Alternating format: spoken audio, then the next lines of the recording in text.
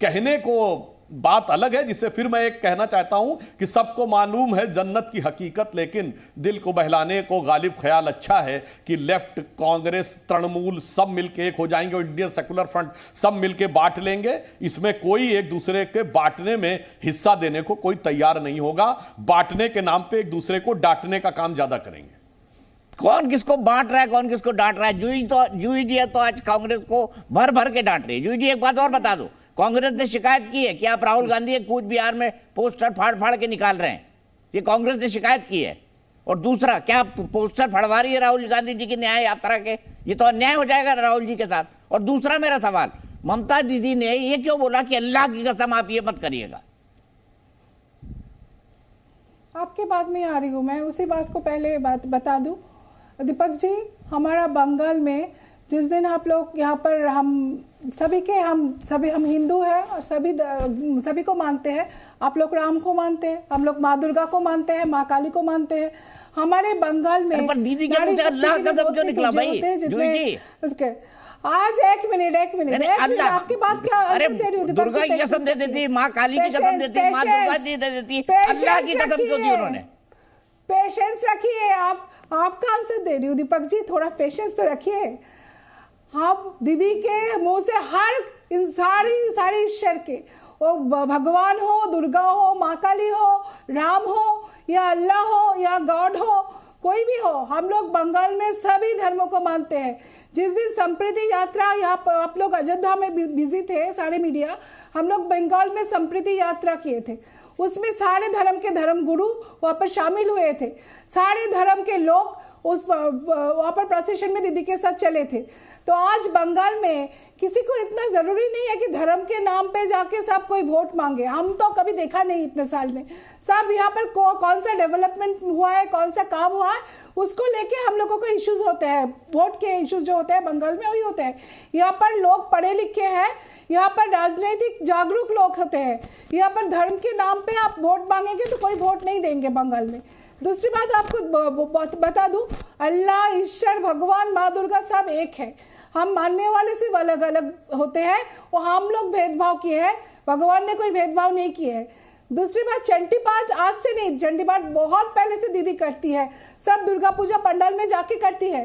पहले बीजेपी क्या बोलते थे, यहाँ पर तो बंगाल में दीदी दुर्गा पूजा नहीं करने देते। और आजकल देखिए ऐसा हो गया हालत, अमित शाह जी को दुर्गा पूजा के इनॉग्रेशन के लिए दिल्ली से उड़ के आना पड़ता है कोलकाता में।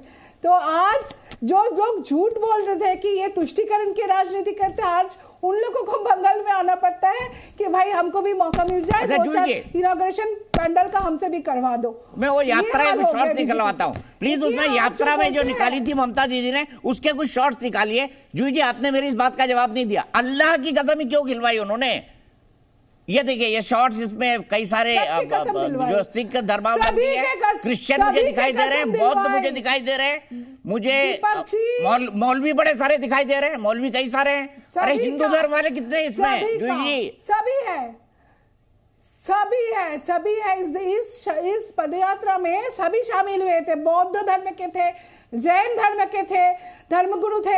अब देखिए आप सिख धर्म के थे जो गुरुद्वारा के प्रतिनिधि। हिंदू धर्म के एक ही दिख रहे हैं, बाकी सब हिंदू धर्म के। यहाँ पर देखिए हम बता रहे हैं दीपक जी, पेशेंस तो रखिए कम से कम सुनने के।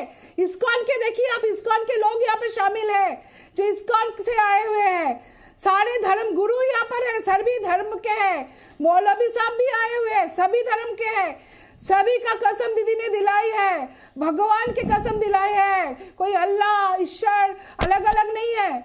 सभी दीदी का वो स्टेटमेंट निकाल दीजिए ना। मैं जूही से पूछूंगा, जिंदा रहेंगे हम लोग। दीदी का स्टेटमेंट निकाल दीजिए ना। सुभांशु जी क्या कहेंगे जूही जी की इस बात पर?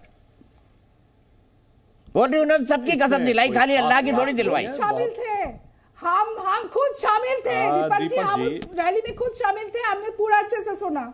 अच्छा, अभी मैं सुनाऊंगा ममता जी का स्टेटमेंट आपको। सुधांशु जी जवाब दे ले उसके बाद। आप सुना दीजिए, आप सुना दीजिए। देखिए ऊपर से चाहे जो बोल लें, अंदर से दीदी का दिल समझता है कि केवल अब अल्लाह का सहारा है और राम से किनारा है। तो इसलिए जो उन्होंने बोला वो बिल्कुल ठीक बोला है। तो मैं मगर ये भी याद दिला देना चाहता हूं, जो कहते हैं लोग कि बंगाल में सब लोगों का समान रूप से होता है और सांप्रदायिक हिंसा का वातावरण बंगाल में नहीं होता, तो मैं याद दिलाना चाहता हूं इस देश की सबसे भयानक और खतरनाक सांप्रदायिक हिंसा की शुरुआत जिसने इस देश का विभाजन किया 16 अगस्त 1946 डायरेक्ट एक्शन डे जो मोहम्मद अली जिन्ना ने कहा था वो कोलकाता से शुरू हुआ था और एक साल के अंदर 15 अगस्त 47 आते आते देश बट गया।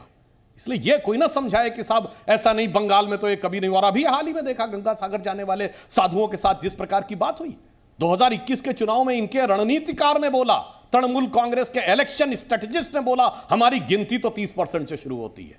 और अभी जूही जी ने कहा वहां सभी दिख रहे थे, तो मैं पूछना चाहता हूं वहां बौद्ध भिक्षु भी दिख रहे थे। ये वेस्ट बंगाल की सरकार मौलवियों को तो इनामो इकराम भी देती है और तंख्वाह भी देती है, बौद्ध भिक्षुओं को देती है। चलिए पुजारियों को तो नहीं देती होगी, वो तो समझ गए, उनको बुला के गीता की एक प्रति दे के निपटा दिया। ईसाइयों सुनिए, पता नहीं है यहाँ पर जो पुजारी हैं उनको भी मिलते हैं, बौद्ध भिक्षुओं को देती है क्या, जैन श्रमणों को देती है क्या, ग्रंथियों को देती है क्या, ईसाई पादरियों को देती है क्या। और मैं ये कहना चाहता हूं, अपने अपने टर्न पे बोलिए भाई, जूही जी अपने टर्न पे बोलिए।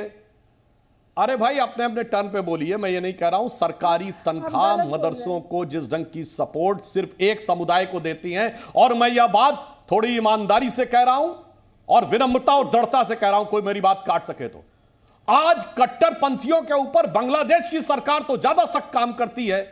मतलब बेगम खालिदा जिया से ज्यादा मुस्लिमों, कट्टरपंथी मुस्लिमों की, मुस्लिम के बाद कट्टरपंथी मुसलमानों की हिमायती ममता बनर्जी नजर आती है भाई। वो तो जमाते इस्लामी पे कार्रवाई कर रही है, वो लोग जो भाग के बंगाल में आ जाते हैं उन पे कोई कार्रवाई नहीं होती है। बांग्लादेश बॉर्डर में क्या करता रहता है, आप बताइए हमको, बीएसएफ लोग क्या करते रहते हैं, बॉर्डर सिक्योरिटी फोर्स क्या सोते रहते हैं दिन में कि बांग्लादेश से सब घुसपैठ आ रहे हैं बंगाल में, और बॉर्डर सिक्योरिटी फोर्स तो आपके हाथ में है। बीएसएफ क्या काम करता है फिर? अब जवाब दे दूं, नाकामयाब है। आज जब से हमारी सरकार बनी है तब से इन्फिल्ट्रेशन रुक गया है, नाकामयाब है। जब से हमारी सरकार बनी इन्फिल्ट्रेशन रुक गया है। अरे भाई अपने टर्न पे बोलिए, चिल्लाइए। जी पूरा समय मिलेगा, पूरा समय मिलेगा। देखिए मैं एक भी बार विवेक भाई के पास नहीं गया, परेशान होइए बंगाल के लोग। और तुष्टीकरण के राजनीति बोल के कोई फायदा नहीं है, दूसरे कोई टॉपिक लेके आइए। तुष्टीकरण की राजनीति बोलने से कोई सुधांशु जी देखिए, मैं धूल चटाने की भी इनको सुनिए, मैं इनका टेक्निकल भी उत्तर दे देता हूँ, धूल चटाने का भी उत्तर दे देता हूँ। आपका ग्रास रूट कमजोर, अरे भाई ग्रास रूट कितना मजबूत है अभी बताए दे रहे हैं।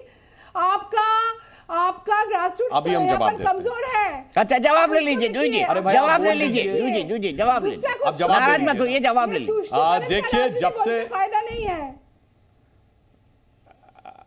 देखिए कितनी मजेदार बात यह है कि जब ममता बनर्जी ने फाइल फेंकी थी स्पीकर के ऊपर कि बांग्लादेशी घुसपैठियों पे चर्चा नहीं होगी, वो आज कह रही है कि बांग्लादेशी घुसपैठी आ रहे हैं, तो आपकी सरकार क्या कर रही है? हाँ, हमारी सरकार जब से आई है तब से सीमा के ऊपर चौकसी हो गई है, अब फिल्ट्रेशन नहीं हो पा रहा है आसानी से।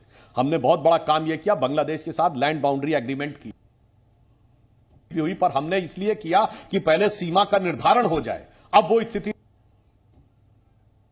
भारत में और एक हिस्सा बांग्लादेश में, और अब उसके ऊपर वैसे ही फेंसिंग हो रही है जैसी पाकिस्तान के बॉर्डर के ऊपर फेंसिंग है, ताकि फ्यूचर में अब न रह जाए। परंतु जब हम उन लोगों को चिन्हित करना चाहते हैं, गणना करने चाहते हैं, क्योंकि सीमावर्ती इलाके मालदा जैसे क्षेत्रों में जो भारी संख्या में जनसंख्या का परिवर्तन हुआ है वो आपको नेचुरल नजर आता है, पर जब हम कहते हैं इसकी जांच करनी है तो आप लोगों को समस्या नजर आने लगती है। इससे कि आप लोगों का अप्रोच, और आपको यह भी धूल चटाने का उदाहरण दे देते हैं भाई। आपके स्ट्रेटजिस्ट ने कहा था कि आपकी गिनती 30-32% से शुरू होती है। कितना वोट मिला तृणमूल कांग्रेस को? 47-48%। हमें मिला 38%।